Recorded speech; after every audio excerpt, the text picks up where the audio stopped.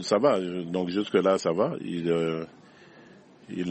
ont tenté de me brutaliser, ils ont lancé des gaz, mais vraiment à quelques centimètres même de mon visage. Mais bon, ça ne m'a pas ébranlé du tout parce que je suis déterminé absolument à mener mon combat jusqu'au bout. Et le bout, c'est le départ de Joseph Kabila. Il partira, j'en suis certain.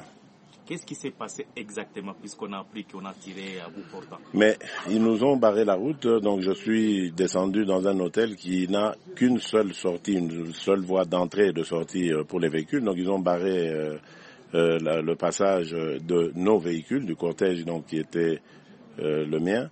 Et à ce moment-là, après avoir essayé de discuter avec eux, voyant qu'ils étaient... C'était la police ou bien l'armée? La police, voyant qu'ils étaient de mauvaise foi. Nous nous sommes résolus d'aller à pied, de rejoindre ce quartier qui se trouve à plusieurs kilomètres d'ici. Et 500 mètres plus loin, là, ils ont déployé une ceinture de policiers avec tout ce que vous pouvez vous imaginer comme armes. Ça ne nous a pas du tout déstabilisés. Nous avons voulu forcer le passage et voilà, ils nous ont lancé des gaz lacrymogènes, ils ont brandi des armes à feu, des baïonnettes, etc., nous menaçant évidemment de mort. Est-ce physiquement vous avez été agressé? Oui, physiquement, non, pas fort parce que je sais me défendre de ce côté-là, il n'y a pas de problème. Mais j'ai reçu une bombe de gaz, une bonne bouffée de gaz lacrymogène en plein visage, oui. Et présentement, vous voyez à côté du général de la police. Mais c'est lui qui est arrivé et qui a un peu calmé la chose parce qu'après, on s'est résolu d'aller discuter puisqu'il disait qu'il me garantissait que finalement on allait faire cette descente. Et là maintenant on nous apprend qu'il y a des échauffourées sur ce lieu-là parce que les combattants n'ont pas apprécié que nous soyons séquestrés ici à l'hôtel.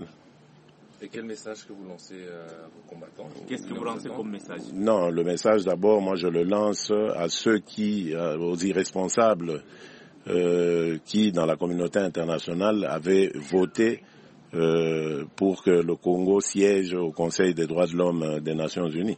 Ces gens doivent aujourd'hui avoir une conscience surchargée parce qu'ils ont simplement envoyé des bandits à cette place-là qui ne mériteraient pas du tout de parler des droits de l'homme. Les droits de l'homme ne sont pas respectés dans ce pays et c'est dommage de voir que ce sont des frères africains parce que c'est eux qui ont voté pour que le Congo soit à cette place. C'est dommage de voir que ce sont des frères africains qui sont aujourd'hui complices des violations des droits de l'homme en République démocratique du Congo.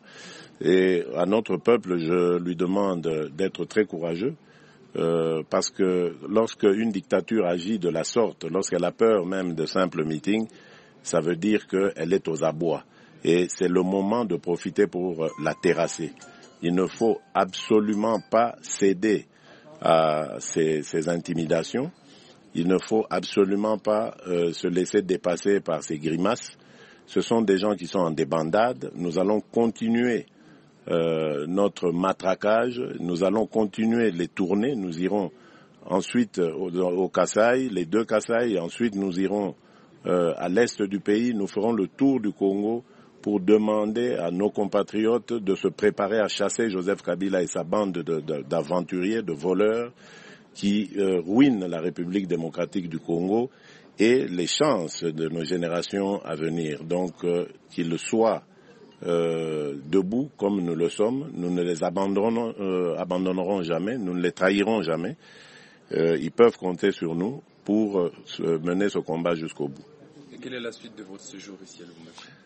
Malheureusement, je n'avais prévu que 3 jours parce que, comme vous le savez, il y a l'ambassadeur des États-Unis aux Nations Unies, Madame Nikki Haley, qui arrive demain déjà dans notre pays et qui a prévu de nous recevoir le vendredi. Donc, je serais volontiers resté toute la semaine, mais il y a ce grand rendez-vous aussi parce qu'il faut allier combat interne et combat externe. Donc, nous devons être sur tous les fronts. Je rentre donc pour être disponible pour elle. Je reviendrai, c'est sûr, au Katanga. Je reviendrai lors d'un prochain séjour. Mais pour le moment, le message que je laisse aux fils et filles du Katanga, c'est celui de l'espoir. Qu'ils sachent que les jours de Joseph Kabila à la tête du Congo sont comptés. La victoire est certaine. Il n'y a simplement qu'à tenir bon. Voilà. Et peut-être revenir un peu pour ceux-là qui sont encore arrêtés au cachot. Vous, en tant que leur leader, est-ce qu'avez-vous le message, puisque vous suivrons chez nous à la BBC?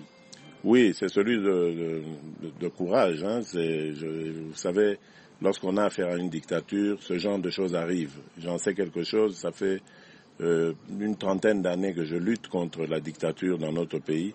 Je sais que ce genre de choses arrive. Nous veillons à eux. Nous avons parlé avec la MONUSCO aujourd'hui, le service des droits de l'homme, pour les sensibiliser sur ces cas. Mais on dit qu'il y en a d'autres qu'on a relaxés. On nous dit ça, on n'a pas encore d'éléments là-dessus, on nous le dit, mais ils doivent savoir que c'est des choses qui arrivent sur le parcours d'un combattant. Ça ne doit pas nous décourager. La prison, le cachot, les tortures, les brimades, c'est ça qui fait l'honneur d'un combattant, la bravoure d'un combattant. Et c'est quand on refuse de plier devant ce genre de choses que la victoire ensuite arrive. On n'obtient rien sans difficulté dans la vie.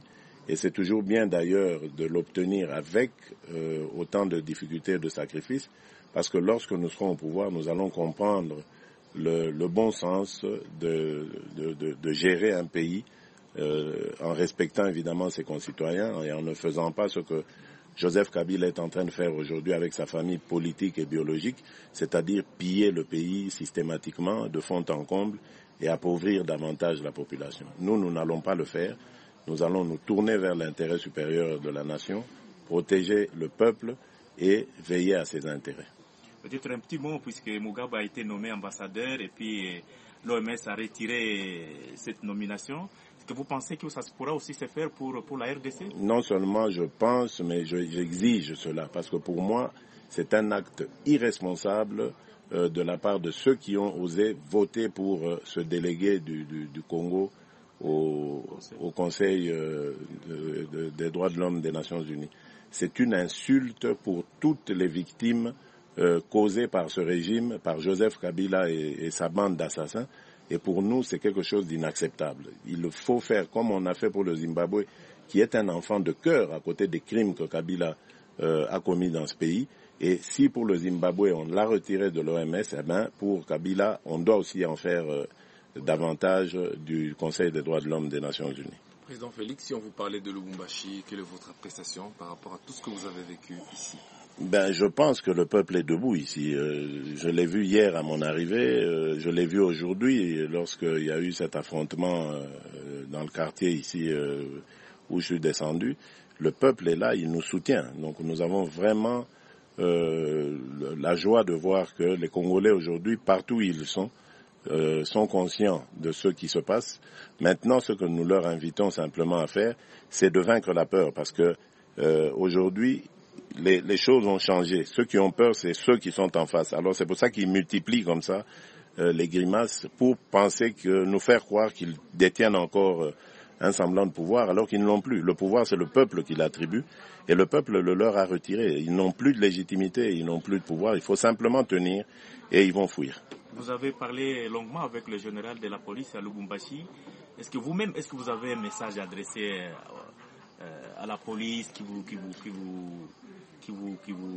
entoure aujourd'hui? Vous êtes encerclé ici. Avez-vous un message en tant que leader? Mais oui, c'est le même message que je leur lance depuis hier. Ce combat, nous le menons pour eux aussi. Nous voyons comment leurs femmes souffrent. Certaines, la plupart d'ailleurs, de leurs femmes, de leurs enfants, sont obligées de se prostituer pour subvenir aux besoins de la famille. C'est inacceptable et ils sont tous les jours frustrés de vivre cet état de choses. Et nous leur disons qu'ils doivent se mettre du côté du peuple, qu'ils comprennent que même notre Constitution le dit. Un ordre qui est mal donné ne doit pas être exécuté. C'est ça que je leur lance comme message, de leur dire qu'ils ne doivent pas s'en faire. Nous allons améliorer leurs conditions de vie. Ils doivent aller simplement du côté du peuple et lâcher ce pouvoir qui est d'ailleurs lâché par tout le monde. Ce pouvoir est moribond, il est finissant. Il est temps maintenant de changer, de comprendre que le changement est en route et il est temps d'être du bon côté. Parce que lorsque le changement va arriver, tant pis pour ceux qui vont rester du mauvais côté. Merci beaucoup. Merci. Merci beaucoup.